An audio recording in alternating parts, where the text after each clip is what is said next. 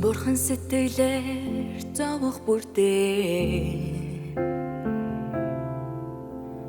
өөрт нь огт анхаарал хандуулдаггүй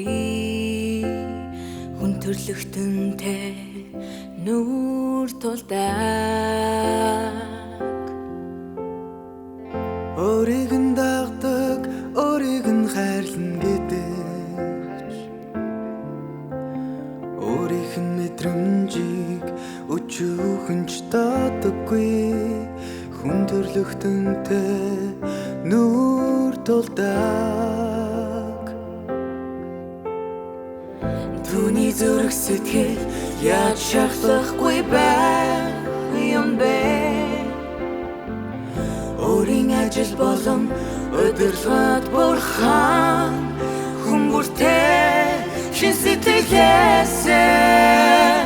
ажиллаж ярддаг юу ч үлдээхгүй өчүүхэн төдийч нууч хаалгүй тэдэнтэй нүур тулдаг харин түүнийг дагдаг хүмүүр түүнд хавтаа байж хийж түүний төвхтэй хартаж зүрх сэтгэлийг нь авч түүний мэдрэмжийг анхаарал хандуулахыг хүсдэггүй Бурхны дотны хүн болохыг хүсдэг хүмүүс хүртэл түүнд артаж түүний зүрх сэтгэлийг хагалзан үзэж түүнийг ойлгохоор оролцохыг хүсдэггүй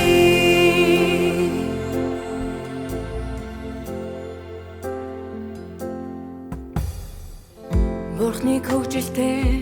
баяртай байхад аз жаргалыг нь хуваалцах хинч байдаггүй Хүмүүс Бурхныг буруугаар ойлгох үед түүний шархсан зүрх сэтгэлийг татгаруулах хинч байдаггүй